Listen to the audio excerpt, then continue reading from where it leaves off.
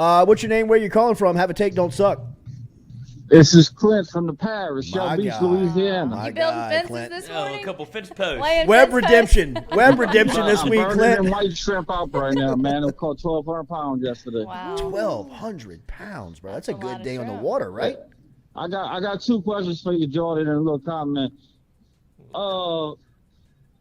What what are the chances by Game 5 that Harold Perkins and Michael Best Basketball are taking the majority snaps at linebacker by at least Game 5? I know they would be playing before then because I think either one of them, mainly Perkins, would be a good spy for any kind of running back. We play a bunch running quarterback. I'm sorry, we play a bunch of them. He'd be a good spy because they couldn't get around him. And my second one. On the O-line, I like Campbell and Emory Jones, left guard, left tackle. They boys, so I think they would put a lot of pride in opening the holes. I love Dylan Jet center.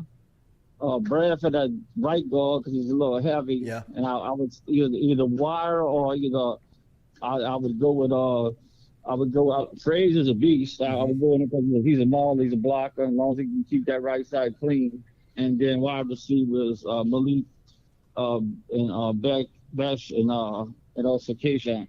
And then the last comment I got is all this shit about the quarterbacks.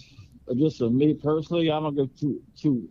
You can say it. I don't Say it. two Say fucks. it. Two Say it. fucks. Yeah. I don't give two fucks about Do when it. he announces who's going to start as quarterback. That's a bunch of these self-loving podcast dudes that want to talk about it so much. And I ain't talking about y'all. Y'all got the best show. I watch y'all show every day. Or when I can, when I ain't in the boat. I'll rewatch it. But I think you probably they're both going to play, and Kelly did this in the past, and he has playing. I mean, we could win 10 in I'm gonna say eight to 9 games. That's what I'm predicting. But they're both going to play, so I don't really care when he announces if he does. So he can go in the Florida State and not announcing it. They're not going to know. I'm and with he you. can have packages in for both of them. That's all I got, man. Y'all got a great show. Tell Lloyd you did a good job last night, and y'all take care, man. Have a great day. Clint from the parish Amen. checking in. 1,200 pounds of shrimp later. That's a lot. What a Right? day, I bro. think Clint's day's over, right? Absolutely. He could knock it out in the morning, and now he's just getting Build a after couple it. of fence He's got to today. finish the fence. That though, was probably. great. That was great. What were the questions? Offensive line. Offensive line. Yeah, I think it's only a matter of time before Emory Jones cracks the starting lineup. As we said early on in the show, they looked at Bradford inside. They kicked him down on Saturday to look at him at the guard spot, and I think that might be a option because of just what you said, his size.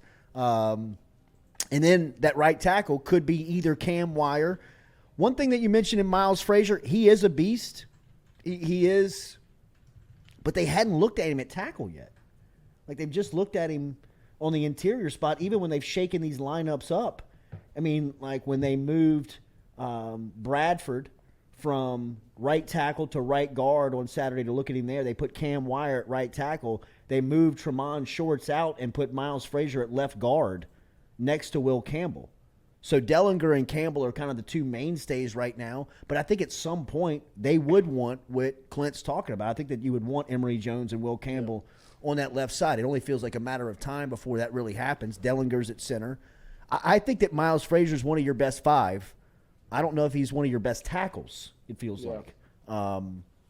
So I think that the combination, however they work it, is going to feature 3 guys that are going to be there. Campbell, Dellinger, and it feels like Frazier are going to be on all of the combos of the offensive line that they want to play. You may be able to put Emory Jones somewhere. You may be able to put Cam Wire somewhere. You may be able to move Anthony Bradford somewhere. I guess Bradford would be the other guy that seems like he's. Shorts? I don't know. Tremont Shorts Moving him in and out. when they moved Bradford down, they moved Frazier from right guard to left guard, which moved Shorts out. And that's just I think they're just looking at combos. Oh yeah. You know, I don't necessarily know if that means that Shorts is out. He just in that combo. You kind of find continuity within your best 5, or a mixture of your best 5 with some team. The best offensive lines aren't always the best 5 players. It's the 5 that play alongside one well another. Yeah. together. Right. It's more interesting because It's more of a team dynamic than any other spot on the field. Yeah, so how do you find that? I mean, that takes a while, right? Reps. To get that yeah, dynamic? reps. I mean, scrimmages. Yeah. You know, I mean, things that they've been doing. I mean, they've Yeah. been trying to find it. But, you know, the third scrimmage of the year, you're still switching up combos. I don't know if that's a good thing or a bad thing. Yeah. I mean, I could spin it to you both ways. You know, it's bad that you don't have guys that have stepped up and firmed the position up, or it's a good thing that you got depth. Right. You know, at a position where a couple of weeks ago, definitely a couple of months ago, you were thinking, I don't even know how they're going to field a group. And you know that's what I mean? what Jamar Cain wanted. He wanted competition. And it's just the. You talking about Brad Davis? Yeah, Brad Davis and Jamar Cain. Wanted competition in that room. And because there was talent, they just needed to get the most out of them. And you do that with competition. The only thing that brings a little bit of like nerves is the fact that September 4th keeps getting closer and closer, and No you're doubt. still, Right. you know, Putting the puzzle pieces right, together. right. Or searching for puzzle Right. pieces. We got one more voicemail. if we Hit want me. it. Yep, go ahead. Generette. How you doing, Jordy? This is Jonas from Killeen, Texas. U.S. Soldier from General, Louisiana. I love y'all show, big LSU fan. And I just got one question. I wanted to ask, whatever happened to Cardell Thomas? I remember he was a big lineman recruit coming out, but you just don't hear nothing about him doing anything at camp anymore. Y'all have a blessed one. Appreciate the call, bro.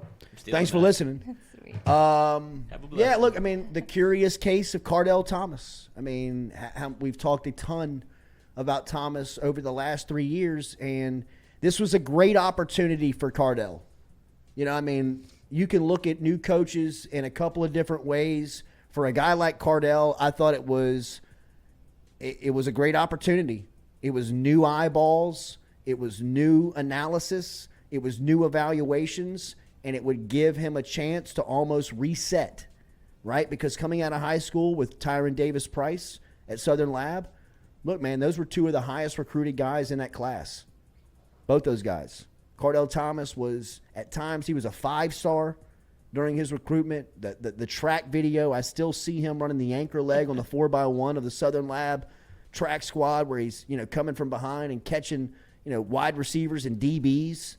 But it just never translated for him. He got an early injury on his ankle in, I believe, his first fall camp that seemingly he never recovered from. I mean, he never was able to get That's like the only thing you can point to, right? back from that. I mean, I remember hearing that it took away, or like during the recovery of his injury, like he had lost his bend, right? Like there's one of the big evaluating processes, or one of the big things that you evaluate from an offensive lineman is the way that he bends at his hips. Like, does he bend like over on his back? Does he slump over, or is he pretty nimble where he can, you know, bend at the hip, right? And Cardell Thomas, one of the big things that I was hearing after that injury was that he just never got his bend back. Like he was not flexible enough to play at that point. And since then, it just kind of feels like he's fallen further and further down the depth chart. And I don't have a clear explanation for it, only that in big-time college football at this level, if you can play, you're going to play. And it doesn't matter, you know, a lot of, you know, outside circumstances are not going to prohibit that. Right? I mean, there's a lot of times where programs, coaches, ADs, administrators will go above and beyond to make sure somebody that can play is protected and everything is good for them to get onto the field and play. Cardell Thomas feels like he's had every opportunity to get onto the field and play, whether it was old coaches, depth charts, playing time, now new coaches, new spring, new evaluators, and it's the same story. He's third on the depth chart.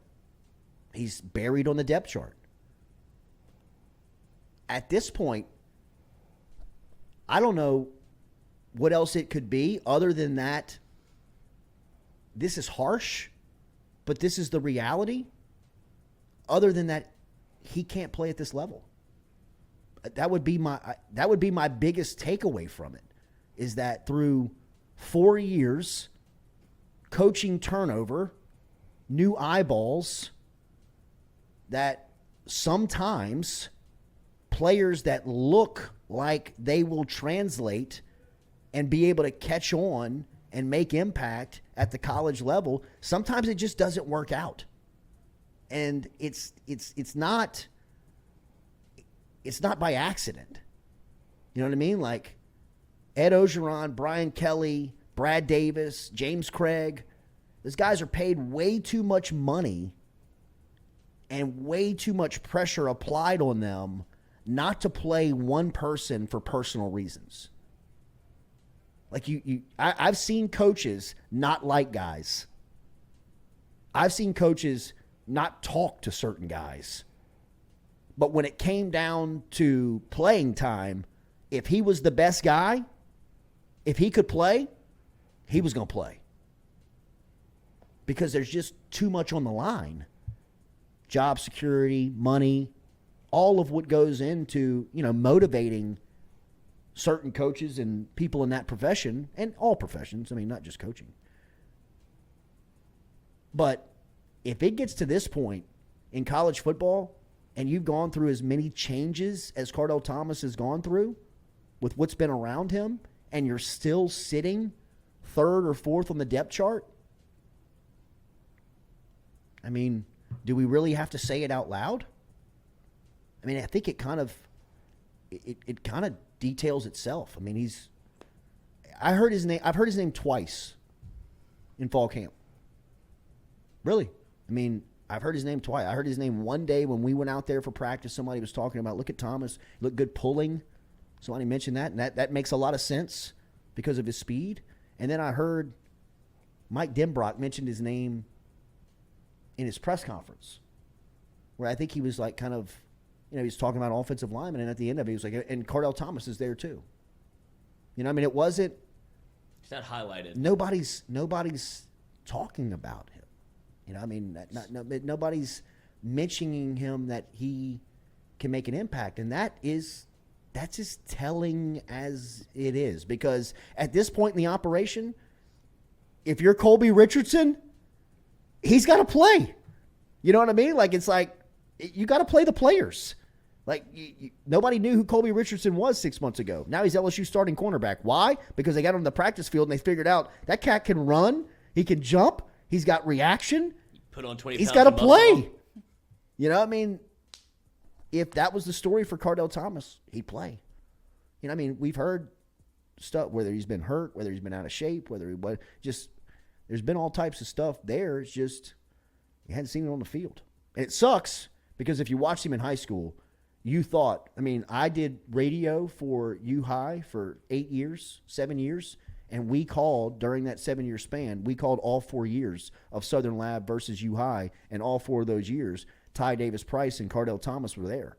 And so, I mean, I remember, I believe Marcus Randall was the Southern Lab coach when Cardell Thomas and Ty Price just first got there, and him telling us, like, heads up. Like, they got a couple of youngsters that are going to be big-time recruits, and everybody was talking about Cardell. I mean, Ty was, I mean, everybody was high on him, and he was going to be a stud, but the get was Cardell. I mean, that was the one that everybody was like, this is the dude.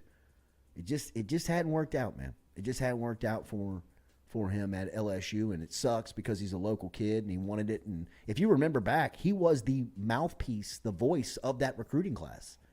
I guarantee you we had him on off the bench. T-Bob and I had him on 15 times during his senior season. Awesome. Just because he was a great yeah. personality. I mean, he still is. He's a great interview. I mean, he's a great dude. It didn't translate. It didn't translate from high school football to the SEC or to LSU like a lot of people wished it would have, including Cardell. I mean, I got to imagine that he was played in 6 games last year, started 2, so yeah. got some burn out there. Mm-hmm. But never made a no. I mean, that's all under Brad Davis. Last year was all under Brad Davis. That's his offensive line coach now that was evaluating him when he was playing during that time. I mean, if that was the deal, he'd be on the field.